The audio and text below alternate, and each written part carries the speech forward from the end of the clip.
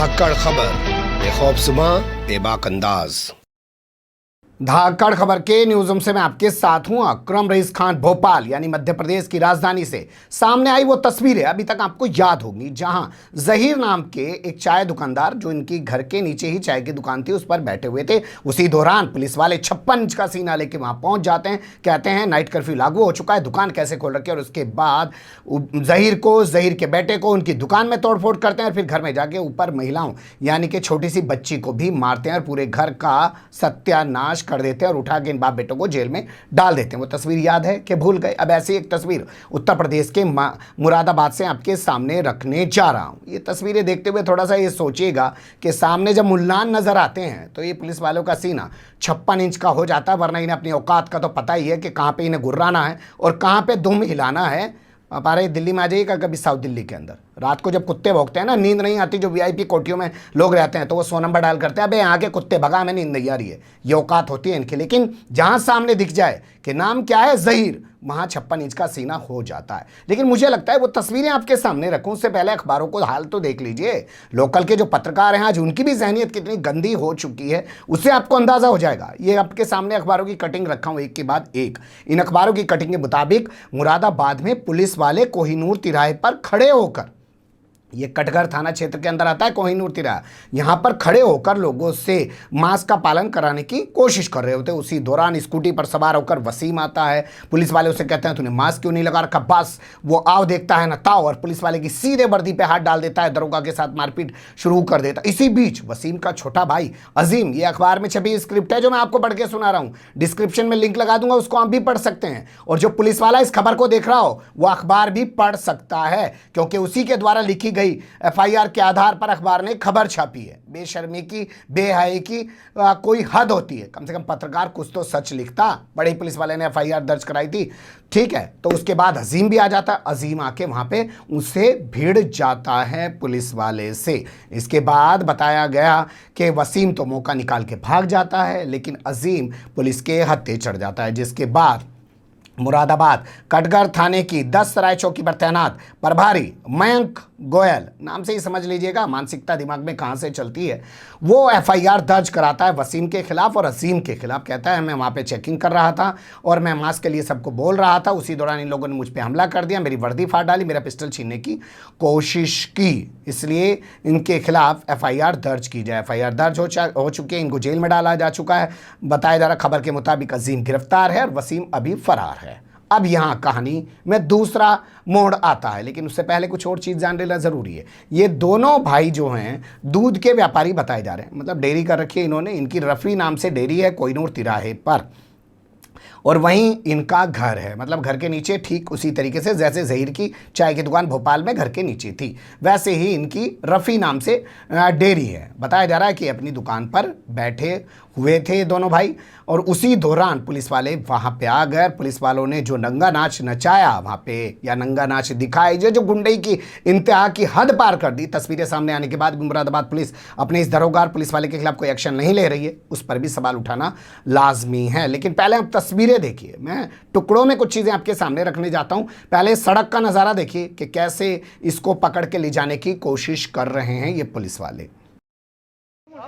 बात करने से पीछे तो हट पीछे हट जाओ।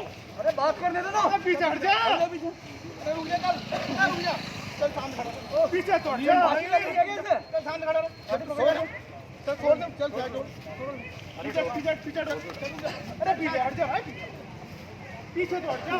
अरे ये भागना भागे चला अरे और अम्मी को अम्मी को और मुश्किल करवा रहा है जो अपना काम सर। इन्होंने फांसी लगा देगा तुझे, ये फांसी लगा देगा,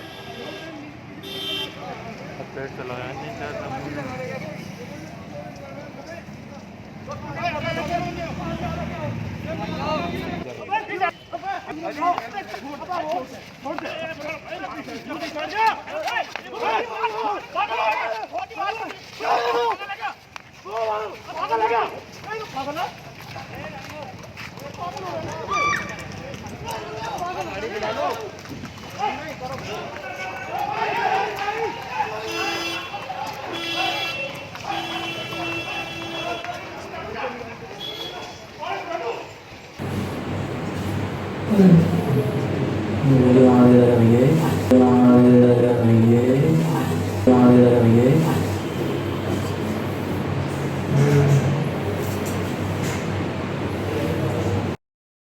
सोचिएगा, क्या सभी जगह इसी तरीके से सबको पकड़ के ले जाने की कोशिश करते हैं? सभी जगह सभी से इसी तरीके का मास्क का पालन करा रहे हैं, लेकिन यहाँ नाम वसीम है, अजीम है, तो इसलिए 56 इंच का सीना है, चौड़ा हो जा रहा है। यहाँ जान बचाने के लिए वसीम भाग निकलता है और अपने घर में घुस जाता है। अब वो भी इसी तस्वीर से जुड़ी हुई दूसरी तस्वीर है, वो देख लीजिए।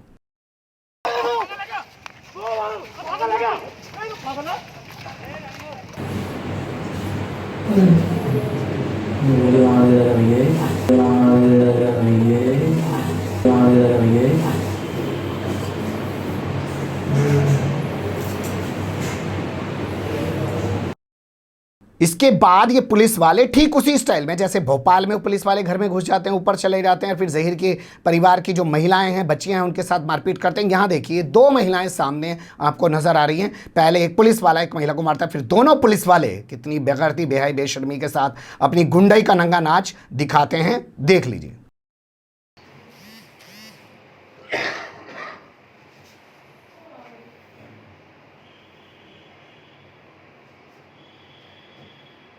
ये मोना मोटा है ये देखो ये आगे जा रहे हो, वही मारेगा। ये तो था पहला वाला, ये जो आया है ये मारा इसने, ये कट कर इंचार्ज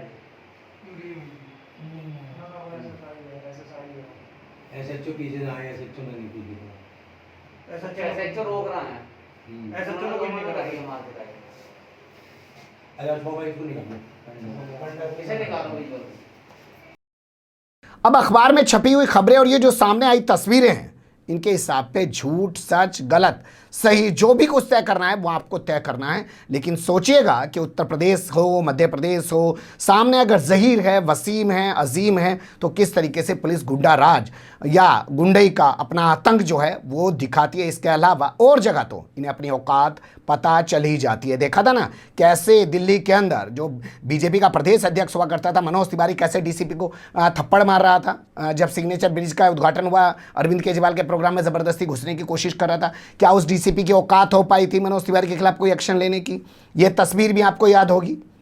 कपिल मिश्रा डीसीपी के बगल में खड़े होकर धमकी दे रहा है, या तो ये जाम खुलवा दे डीसीपी, नहीं हम फिर देख लेंगे अपने हिसाब से। क्या उसके खिलाफ कोई एक्शन लिया गया? और ऐसी न जाने कितनी तस्वीरें हैं कि जहां पुलिस वालों को, जैसे अलीगढ़ की वो तस्वीर आपको याद होगी ना, बीजेपी विधायक थाने में घुसा, थानेदार कह रहा है कि मुझे मारा है, लेकिन फिर भी थानेदार पर ही कार्रवाई हुई। पुलिस वाले थानेदार तक को बचाने नहीं आ पाए। वो तस्वीर भी आपको याद होगी जो बुलंदशहर के सियाना से आई थी कि यहाँ जहाँ इंस्पेक्टर सुबोध कुमार सिंह की पीट कर, गोली मारकर निर्मम तरीके से बेरहमी से हत्या कर दी गई थी, और वो तमाम लोग आज जमानत पे घूम रहे नेता बन गए हैं।